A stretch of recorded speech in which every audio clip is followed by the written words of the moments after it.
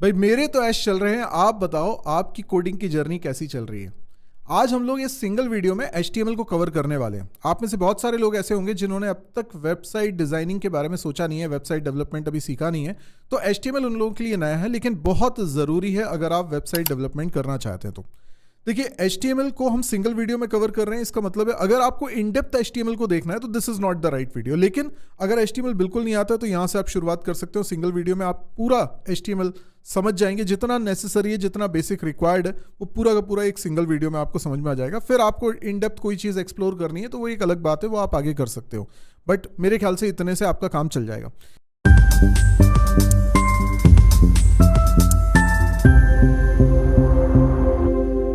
आपको दिखाता हूँ एक वेबसाइट। ये मेरी वेबसाइट है premium.mysurgery.com और इस वेबसाइट का आप देखो, ये लुक एंड फील है। अभी आपको इसका कोड देखना है कि ये एक वेब पेज है। देखिए, आप कोई भी वेबसाइट देखते हो ना, उसमें इस तरीके से कोई ना कोई पेज मिलता है आपको। वो पेज क्या कहलाता है? वेब पेज कहलाता है। वेबसाइट के अंदर बहुत सारे वेब पेजेस हो सकते हैं। अब ये वेब पेजेस हो सकता है हार्ड कोडेड HTML लैंग्वेज में बनाए गए हों, और हो सकता है कि कोई दूसरी लैंग्वेज लाइक जावास्क्रिप्ट में बनाया गया हो और उसके आउटपुट के रूप में ये एक HTML कोड जनरेट हुआ हो। तो डायरेक्टली आपने HTML लिखा या इनडायरेक्टली HTML लिखा, अल्टीमेटली ये वेब पेज HTML लैंग्वेज में बना हुआ है। अब वो HTML लैंग्वेज का कोड जिससे ये पेज बना हुआ है, उसको अगर आप देखना चाहते हो तो आपको सिंपली राइट क्लिक करके इंस्पेक्ट पे जाना है, या इंस्पेक्ट पे जाके भी आप देख सकते हैं। और अगर इंस्पेक्ट पे नहीं जाना है तो आप राइट क्लिक करके व्यू पेज सोर्स पे भी जा सकते हैं। तो आपको पूरा का पूरा HTML कोड यहाँ पर दिख जाएगा। आप यहाँ पे लाइन रैप अगर कर लेंगे तो थोड़ा इस तरीके से दिखेगा, नहीं करेंगे तो इस तरीके से दिखेगा।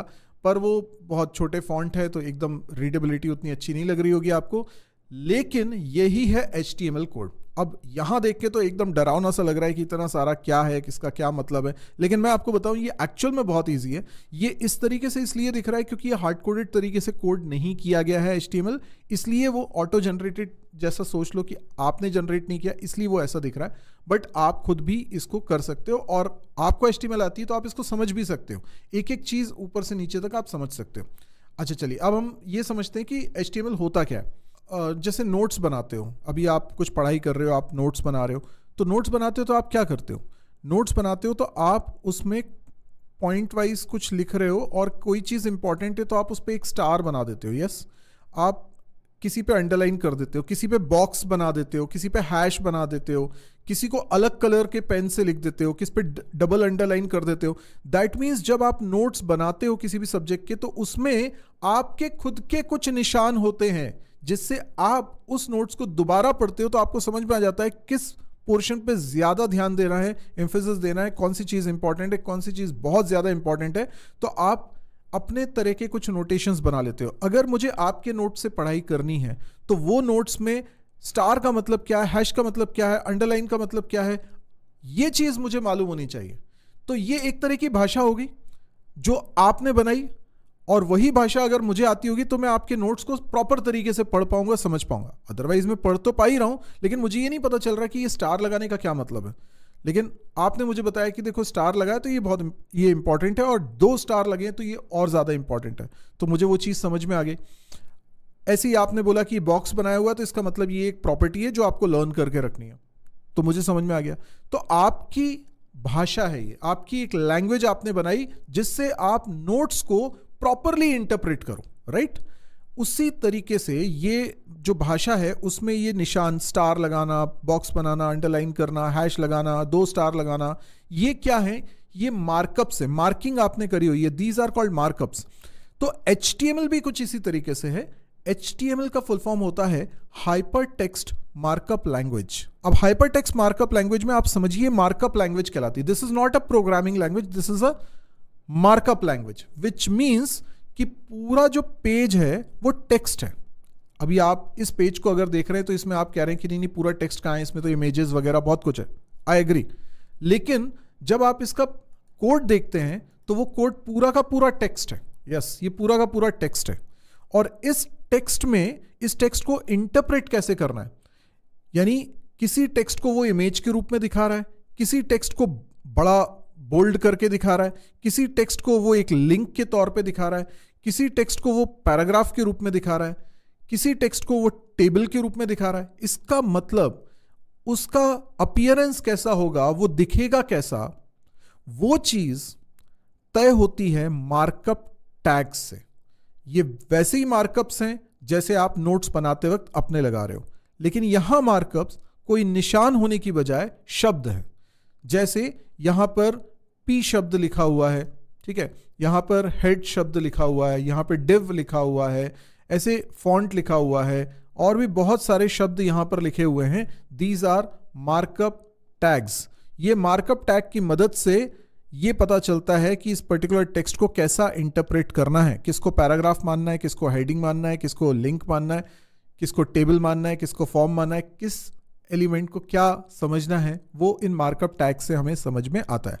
हमें मतलब एक्चुअल में जो HTML पेज में आप लिख रहे हो, इसको पढ़ता कौन है? ब्राउजर पढ़ता है। देखिए अभी हमने ये जो ओपन किया है ये वेब ब्राउजर में ओपन किया हुआ है, विच मीन्स कि ब्राउजर एक सॉफ्टवेयर है, और ब्राउजर का काम, हर ब्राउजर का, चाहे वो गूगल क्रोम हो, चाहे वो सफारी हो, चाहे वो एज हो, है ना, या क्रोम हो, कोई भी ब्राउजर होगा, उसका काम ये है कि HTML लैंग्वेज में लिखा गया कोड जो कि ऐसा दिख रहा है, इसको पढ़कर, इसमें जो मार्कअप टैग्स हैं उनको पढ़कर, क्योंकि उसे मालूम है कि इस मार्कअप टैग का क्या मतलब है, इसलिए वो समझ पा रहा है कि अगर आपने ये पर्टिकुलर टैग लगाया हुआ है तो इस टेक्स्ट को कैसा दिखाना है स्क्रीन पे, तो उसने अल्टीमेटली ये पेज इस तरीके से तैयार किया।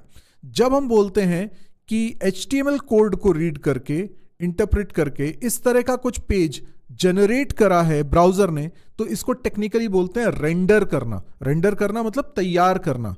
तो ये पेज HTML कोड को रीड करके, रेंडर करके बनाया गया है, रेंडर किया है। तो रेंडर करने का मतलब ही होता है बनाना या तैयार करना, ठीक है। अच्छा, अब ये तो हो गया कि HTML क्या होता है। अब थोड़ा सा कोडिंग पॉइंट ऑफ व्यू से भी हम आ जाते हैं। तो मैं VS कोड को यूज कर रहा हूं, आप VS कोड पे HTML का कोड लिख सकते हैं। HTML की फाइल आपको बनानी पड़ती है।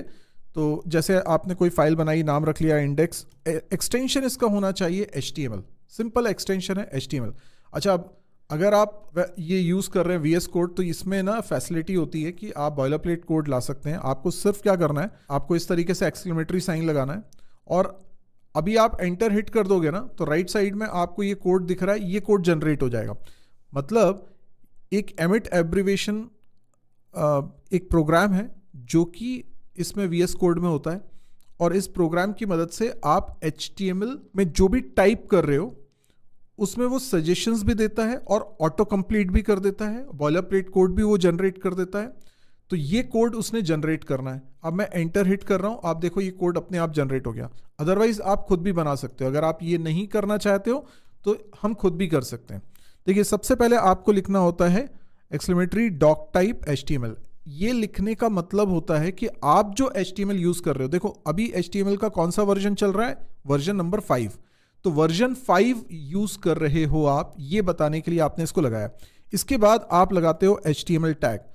अब ये जो टैग होते हैं ना, ये एंगुलर ब्रैकेट में लिखे जाते हैं जैसे मैंने लिखा, और इसमें वही शब्द दो बार क्यों लिखा है, एक में स्लैश लगा है, एक में नहीं लगा है। तो जिसमें स्लैश नहीं लगा उसको बोलते हैं स्टार्टिंग टैग, और इसको बोलते हैं क्लोजिंग टैग। ये बिल्कुल ब्रैकेट जैसा है कि ओपन ब्रैकेट और क्लोज ब्रैकेट हम करते हैं तो वो एक बाउंडेड चीज हो जाती है, तो वैसे ही ये हो जाता है।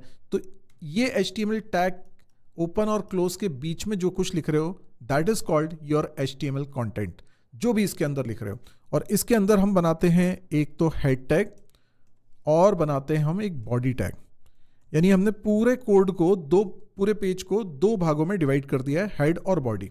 हेड के अंदर हम कुछ ऐसी इंफॉर्मेशन रखते हैं जो पेज की प्रोसेसिंग के लिए ब्राउजर को रिक्वायर्ड होती है, या कुछ अबाउट द पेज, राइट।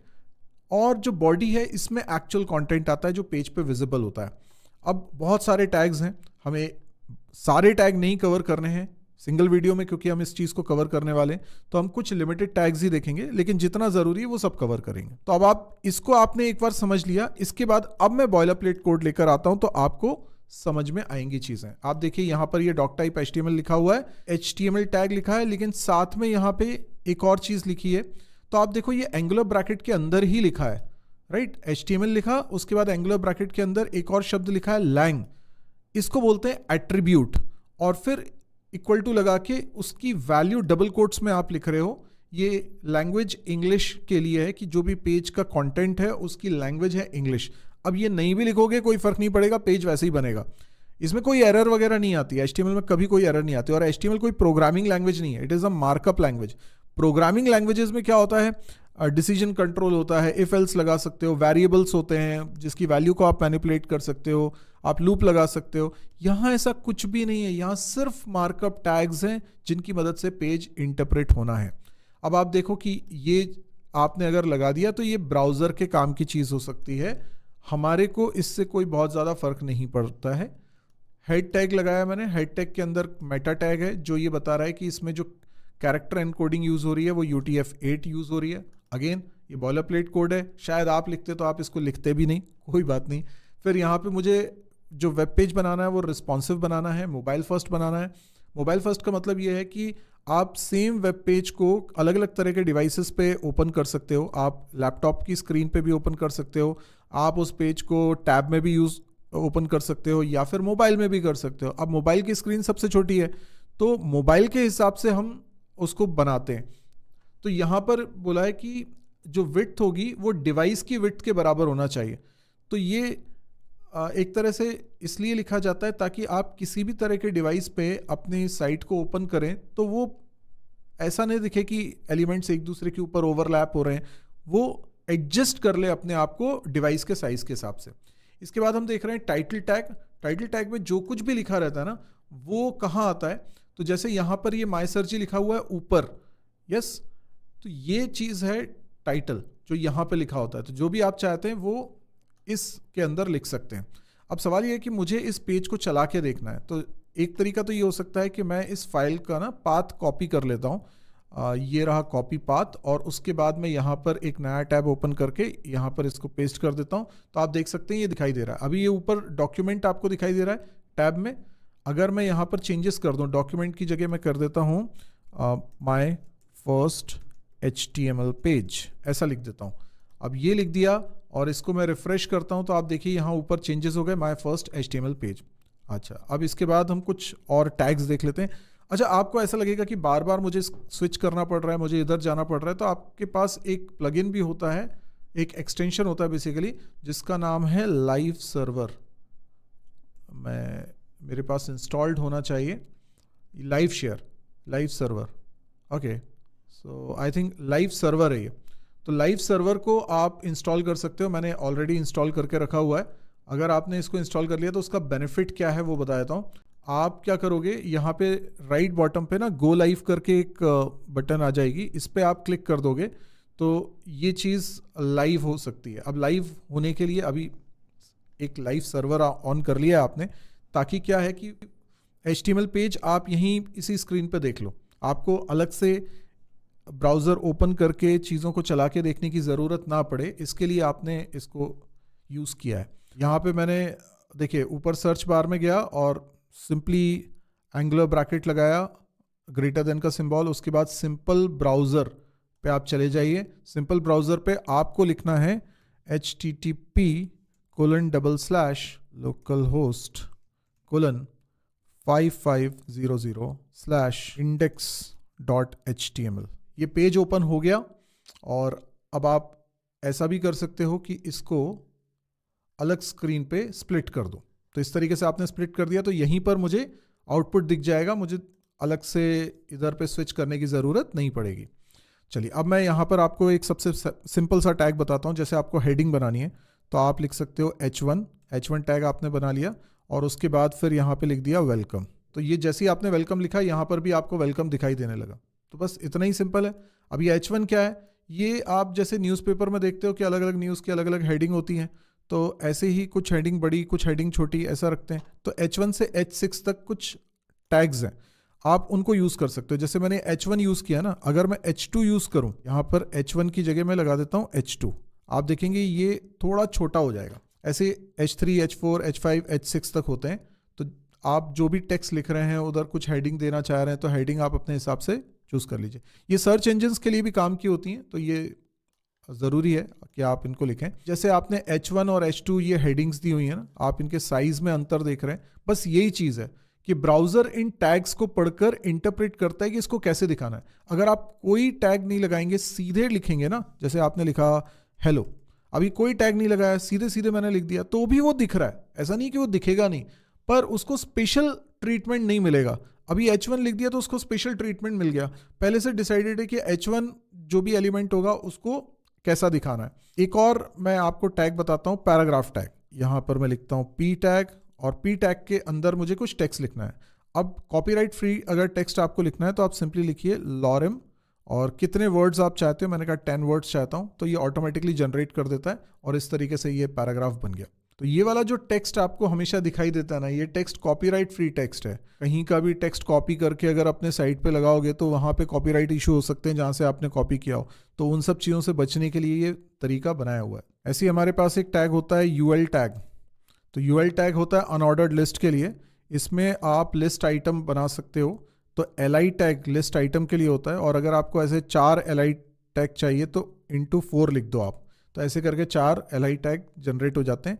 यहाँ पर जैसे कुछ वैल्यू में लिखना चाहता हूँ, मैंने लिखा टी, यहाँ लिख देता हूँ कॉफ़ी, यहाँ पे लिख देता हूँ ब्लैक टी, यहाँ पे लिख देता हूँ ग्रीन टी। ठीक है, तो आप देख सकते हैं कि ये पेज पे किस तरीके से दिखाई दे रहे हैं। और इसी चीज़ को अगर आप OL टैग की मदद से लिखते हैं, OL टैग भी होता है, जैसे UL टैग है, UL टैग का मतलब होता है अनऑर्डर्ड लिस्ट, और OL टैग का मतलब होता है ऑर्डर्ड लिस्ट।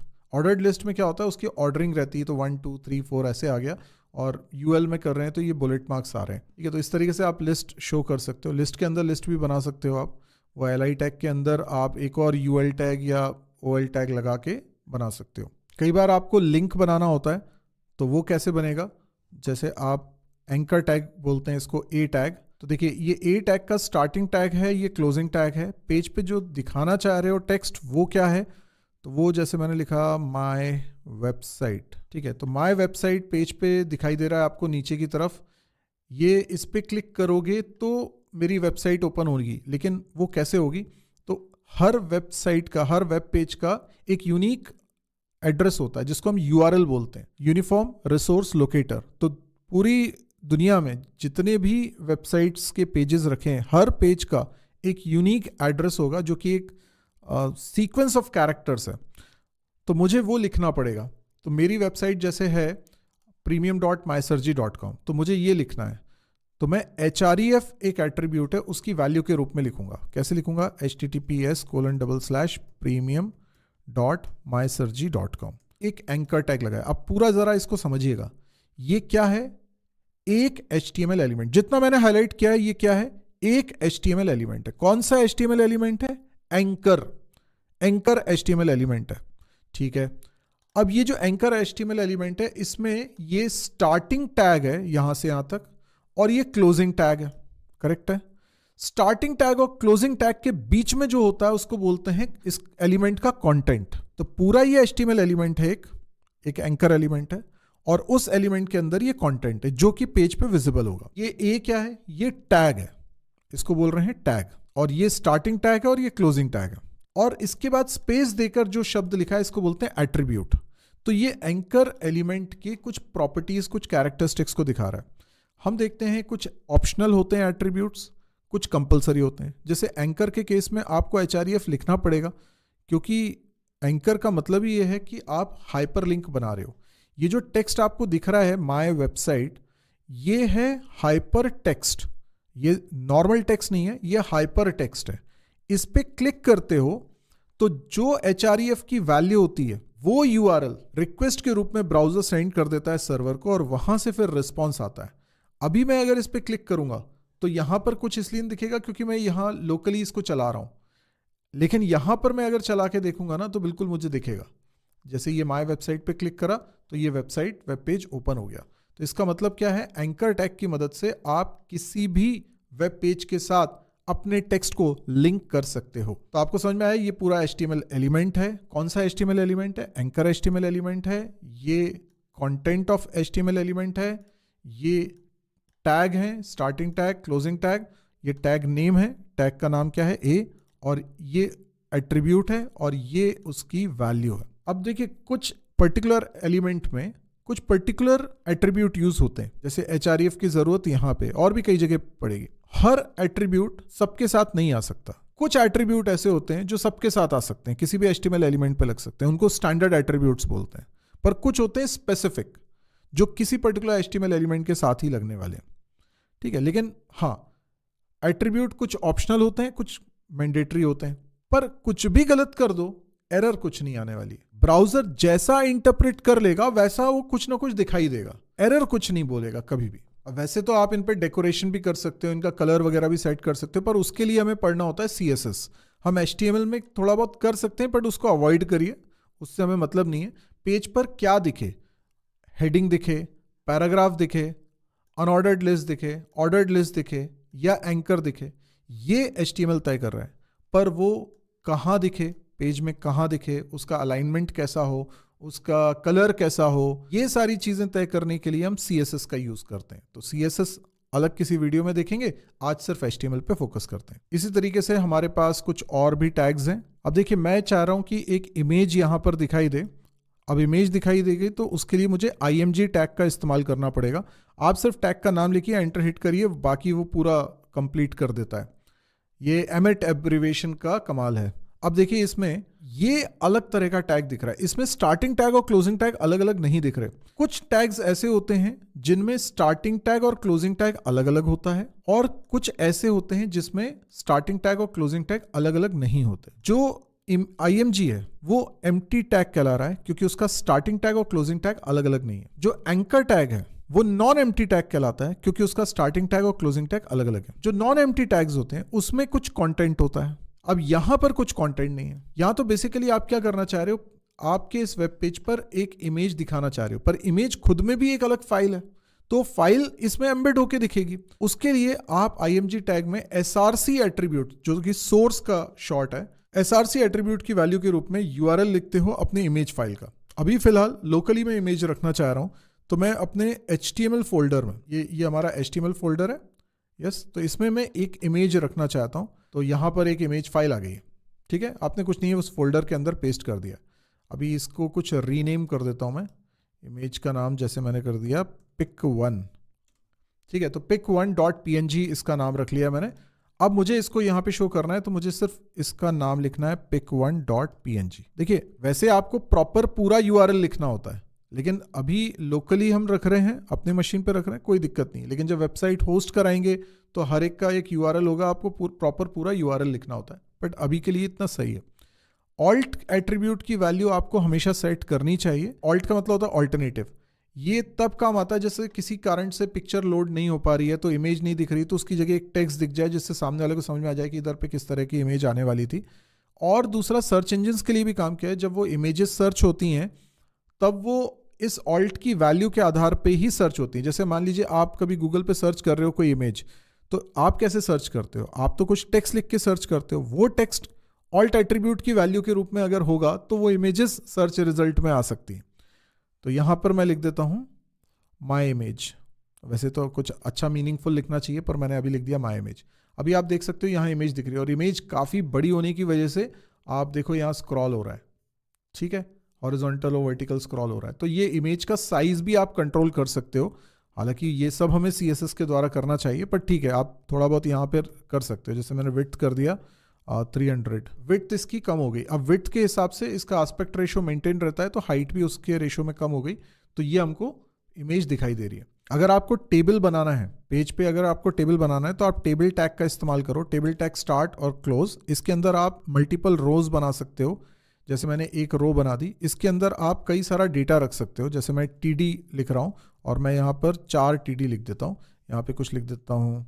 इनफैक्ट आप जैसे TD है वैसे TH भी होता है, तो मैं पहले TH लिख के बताता हूँ आपको। TH ये हर एक कॉलम की हेडिंग है, लेकिन देखो TH और TD में फर्क इतना है कि आप TH की मदद से जब डेटा लिखोगे तो वो सेंटर लाइंड होगा और बोल्ड होगा, ठीक है। तो 4 लिख देता हूँ। तो मैं 4 कॉलम्स बनाना चाहता हूँ टेबल में, तो ये पहली रो है। तो पहली रो क्या है, हर कॉलम की हेडिंग आएगी इसमें। तो मैंने यहाँ लिख दिया सीरियल नंबर, यहाँ पे लिख देता हूँ नेम, यहाँ पे लिख देता हूँ सिटी, एज। तो ये हमें पेज पे दिखाई देने लग गया, आप देख सकते हैं नीचे आपको दिखाई दे रहा है। अभी ऐसे आप कई सारी रोज बना सकते हो। मैं एक और रो बना देता हूँ। इस रो के अंदर अब मैं TD लिखने वाला हूँ। TD और TH में क्या फ़र्क है? मैंने बताया कि TH में सेंटर अलाइंड होता है टेक्स्ट और बोल्ड होता है। TD में क्या होता है? लेफ्ट अलाइंड होता है और बोल्ड नहीं होता, नॉर्मल रहता है। तो इसमें भी मैं इंटू 4 करके 4 बना लिए मैंने।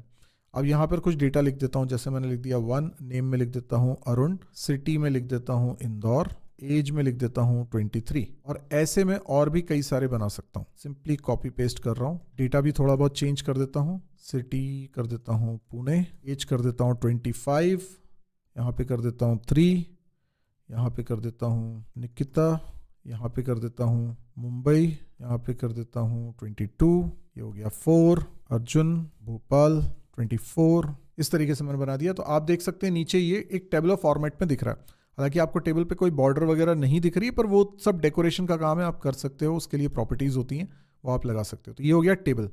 इसी तरीके से आपको HTML पे अगर फॉर्म बनाना होता है तो आप क्या करते हो? फॉर्म टैग का इस्तेमाल करते हो।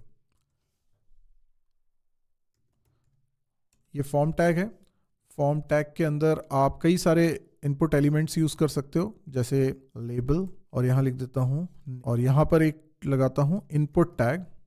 इनपुट टैग एक एम्प्टी टैग है जिसका स्टार्टिंग क्लोजिंग अलग अलग नहीं है, पर इसमें एक एट्रीब्यूट होता है टाइप।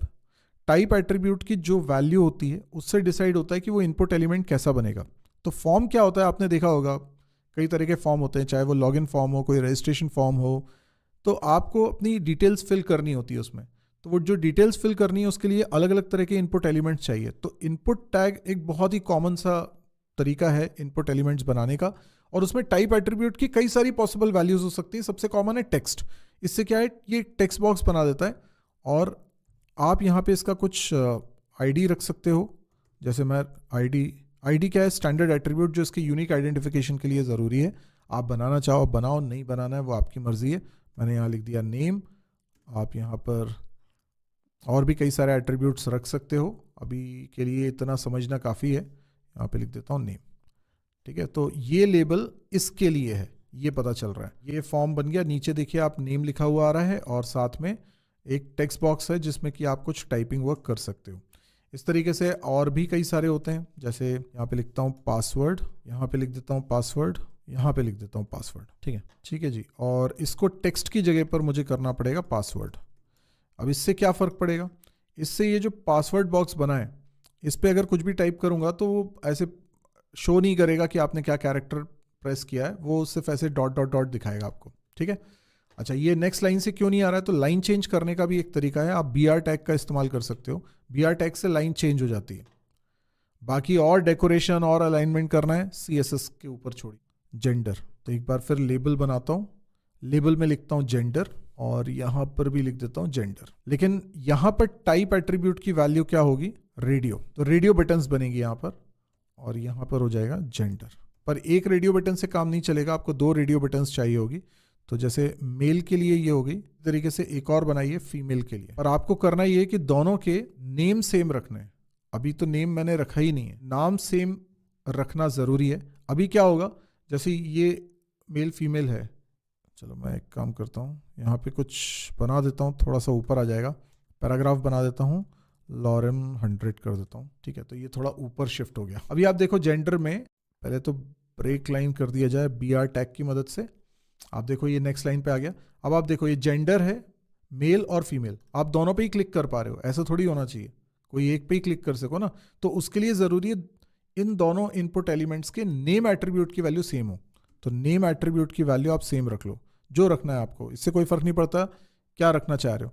जो ID की वैल्यू रखी वही आप रख लो। इनफैक्ट ID इसकी रखो ही मत, ID आपने नहीं रखी, कोई दिक्कत नहीं। यहाँ पर लिख देते हैं जेंडर। इस तरीके से यहाँ पे भी लिख दो नेम एट्रीब्यूट की वैल्यू जेंडर। जब आप दोनों की वैल्यू सेम रखते हो तो 2 रेडियो बटन बनाइए आपने, और दोनों के नेम एट्रीब्यूट सेम रखे, तो वो एक ग्रुप बना लेते हैं।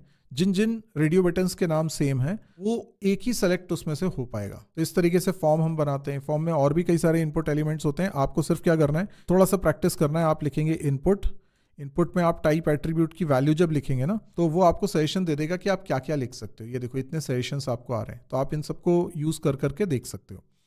अच्छा, ऐसे ही एक होता है सबमिट बटन, और इसकी वैल्यू जो लिखोगे वो कैप्शन बन जाएगा, जैसे सबमिट। तो ये एक बटन बन गई है जिसमें सबमिट बटन लिखा हुआ है, और इधर भी BR टैग यूज़ कर लो जिससे कि लाइन चेंज हो जाए। और अब आप देखो ये फॉर्म हमारा बनके तैयार हो चुका है। फॉर्म में हमने थोड़ी बहुत ही चीज़ें ली हैं, टैग्स और भी होते हैं, आप उनको एक्सप्लोर कर सकते हैं। जैसे एक टेक्स्ट एरिया होता है, एक सेलेक्ट ऑप्शन होता है। सेलेक्ट ऑप्शन करके बता देता हूँ मैं आपको। जैसे आपको सिटी सेलेक्ट करना है, राइट, तो मैंने लिखा लेबल और यहाँ पे लिख देता हूँ सिटी, यहाँ पे लिख देता हूँ सिटी, और यहाँ पे लिख रहा हूँ सेलेक्ट टैग। सेलेक्ट टैग के नेम एट्रीब्यूट की वैल्यू भी लिखता हूँ सिटी, आईडी भी लिख देता हूँ सिटी। एक से ज़्यादा एट्रीब्यूट हो सकते हैं तो स्पेस से सेपरेटेड होने चाहिए। इसके अंदर मैं ऑप्शन टैग लेता हूँ और मैं 4 ऑप्शन टैग ले लेता हूँ, और यहाँ पर जो मुझे इसके अंदर कंटेंट रखना है, सिटी का नाम जैसे कि भोपाल, आप लिखिए जयपुर, ठीक है, ये रख दिया मैंने। वैल्यू आप क्या देना चाहते हो, जब फॉर्म सबमिट होता है तो ये डेटा सर्वर पे जाता है, तो सर्वर पे आप वैल्यू एट्रीब्यूट में जो सेट करोगे ना, वो वैल्यू वहाँ पहुँचती है।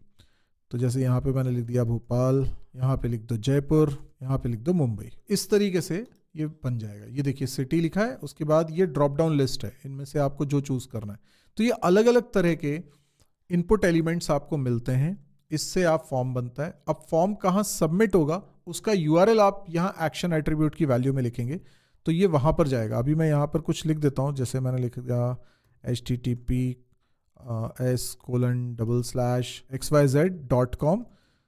कोई होगी साइट, मतलब एक्चुअल में मैं ये सिर्फ एग्जांपल दे रहा हूँ, ऐसे कुछ है नहीं। और यहाँ पे लिख देता हूँ hello.py, कोई पाइथन फाइल है सपोज करो। तो ये पूरा डेटा सर्वर पे जाएगा, सर्वर पे ये वाली फाइल होनी चाहिए, ये यूआरएल जहाँ पर है ना वहीं पर जाएगा डेटा। ये डेटा को ये फाइल में लिखी स्क्रिप्ट यानी पाइथन का कोड यूज़ करेगा, ठीक है, और फिर कुछ रिस्पॉन्स देगा। अभी मैं इसको सबमिट करता हूँ तो ये क्या होगा वो भी दिखा देता हूँ। ये जैसे मैंने किया, अब यहाँ पे नीचे फॉर्म है, मैंने सबमिट किया, तो ये कहाँ जा रहे हैं, ये जा रहे हैं gen.xyz, ये पता नहीं कौन सी साइट पे लेकर चला गया मेरे को, ठीक है, क्योंकि मैंने यहाँ पर क्या लिखा हुआ है xyz.com। अब मुझे नहीं मालूम, ये हो सकता है कोई साइट रही हो, तो आप यहाँ पे चेंज कर दो, आप यहाँ लिख दो माई सरजी, ठीक है। अभी इसको चलाता हूँ, रिफ्रेश, सबमिट पे क्लिक करता हूँ, तो ये जा रहा है mysurgy.com साइट पे चला गया और वहाँ पे बोल रहा है कि इस तरह का कोई पेज एग्जिस्ट नहीं कर रहा है। तो mysurgy.com मेरी वेबसाइट है, वहाँ पे hello.py करके कोई पेज नहीं है। आप देखो यूआरएल में आपको समझ में आ रहा है कि बटन पे आपने सबमिट बटन पे प्रेस किया तो एक्शन एट्रीब्यूट की वैल्यू में जो यूआरएल लिखा था वहीं पर उसी पेज पर जा रहे हो। तो HTML में देखो ऐसा ही है, और भी बहुत सारे टैग्स आपको मिल जाएंगे, लेकिन मेरे ख्याल से इतने सफिशिएंट होगा। आपको कभी कभी ऐसा रहता है कि यहाँ पर कमेंट्स भी लिखने की इच्छा होती है, जैसे आप लिखना चाहते हो दिस इज, आप ऐसा लिखना चाहते हो कि this is a test file, ठीक है, this is a test file, और ये कमेंट के रूप में लिखना चाह रहे हो जिसको ब्राउजर इंटरप्रेट ना करे, तो आप एंगुलर ब्रैकेट लगाइए, एक्सक्लेमेटरी साइन लगाइए, 2 हाइफन लगाइए और फिर हाइफन एंगुलर ब्रैकेट क्लोज करिए। इसके बीच में जो कुछ भी लिखेंगे ना कमेंट है, तो this is a test file, तो ये कमेंट के तौर पे आ गया, ये पेज पे कहीं पर भी दिखाई नहीं देगा, ठीक है। तो ये बेसिक है। बहुत सारे और भी टैग्स होते हैं जिनका कुछ का यूजेज आप CSS में ज़्यादा समझते हो, जैसे div टैग और span टैग है, ये सेक्शंस बनाने के काम आ जाते हैं पेज के अंदर, जिनका CSS में काफ़ी यूज़ किया जाता है, ठीक है। इनफैक्ट जावास्क्रिप्ट के थ्रू भी हम जब सेक्शंस को कंट्रोल करना चाहते हैं तो div टैग बहुत ज़्यादा यूज़फुल है। तो div टैग के बारे में आपको जानना ज़रूरी है, पर div टैग यहाँ HTML में पढ़ने का अभी कोई फ़ायदा नहीं है, इसलिए क्योंकि वो कोई विजिबल एलिमेंट नहीं है, वो सिर्फ ग्रुपिंग करता है एलिमेंट्स की। तो जैसे आप 2-3 एलिमेंट्स हैं, जैसे ये H2 है और ये पैराग्राफ है, इन दोनों को मिला के एक ग्रुप बनाना चाहते हो, तो आप क्या करते हो, यहाँ पे div टैग लगा देते हो, ये div tag start, div tag close, और ये जो क्लोजिंग टैग है यहाँ ना लगा के आप इसमें यहाँ लगा दो। तो इससे क्या होगा, ये दोनों इसके अंदर आ जाएंगे। यहाँ पे पेज में आउटपुट में देखने में कोई फर्क नहीं नजर आएगा, लेकिन वो एक एलिमेंट है, div एक एलिमेंट है, ये div डिवीजन का शॉर्ट होता है, वो इस सेक्शन को डिनोट कर रहा है, यानी इतने सेक्शन को ये div डिनोट कर रहा है। अब CSS की मदद से इस div पे कोई प्रॉपर्टी में लगा सकता हूँ, तो इसके अंदर ये H2 पे भी लग जाएगी और पैराग्राफ पे भी लग जाएगी। तो ये जो div है ये H2 और पैराग्राफ दोनों के लिए पेरेंट एलिमेंट का काम कर रहा है। तो यहाँ पे आप देखो चाइल्ड एलिमेंट और पेरेंट एलिमेंट वाला रिलेशन होता है। जैसे बॉडी एलिमेंट है, ये पेरेंट एलिमेंट है, उसका चाइल्ड एक तो H1 है, एक ये div है, एक UL है, तो ये आपस में सिबलिंग्स हो गए, राइट, एक OL है, ये सब है। फिर div जो है उसके भी चाइल्ड एलिमेंट्स हैं, ये दोनों चाइल्ड एलिमेंट्स हैं। तो इस तरीके से पेरेंट चाइल्ड का रिलेशनशिप हम इसमें बोलते हैं। तो मेरे ख्याल से सिंगल वीडियो के हिसाब से HTML का इतना बेसिक नॉलेज सफिशिएंट है। ये आप जब कोई भी वेबसाइट डेवलपमेंट का काम करोगे तो उसमें थोड़ा बहुत जो HTML आपको चाहिए होता है उतना इतने से काम चल जाएगा। इसके बाद अब आप स्पेसिफिक कुछ एक्सप्लोर करना चाहते हैं तो वो कर सकते हैं। तो आई होप आपको आज का वीडियो पसंद आया हो, आपने कुछ सीखा हो। जो लोग एब्सोल्यूट बिगनर थे, थोड़ा सा आप लोग ट्राई करिए, एक HTML फाइल बनाइए, उसमें ऐसा कुछ लिखिए और उसका आउटपुट देखिए। आपको थोड़ा रन करेंगे ना तो आपको खुद मज़ा आएगा और आप इसमें एक्सपेरिमेंट करके कई चीज़ें सीख पाएंगे। अगर आपको वीडियो पसंद आया तो प्लीज़ आप लाइक करिएगा, शेयर करिएगा और कमेंट देकर ज़रूर बताइएगा कि आपको इस तरह का कंटेंट कैसा लग रहा है। और सिंगल वीडियो में आप और क्या सीखना चाहते हैं वो भी आप मुझे कमेंट सेक्शन में बता सकते हैं, मैं उसका भी वीडियो बनाने की कोशिश करूंगा। और इस चैनल को सब्सक्राइब कर लीजिए क्योंकि ऐसे वीडियोस आप मिस नहीं करना चाहेंगे। तो आज के लिए इतना ही। Thank you, good bye.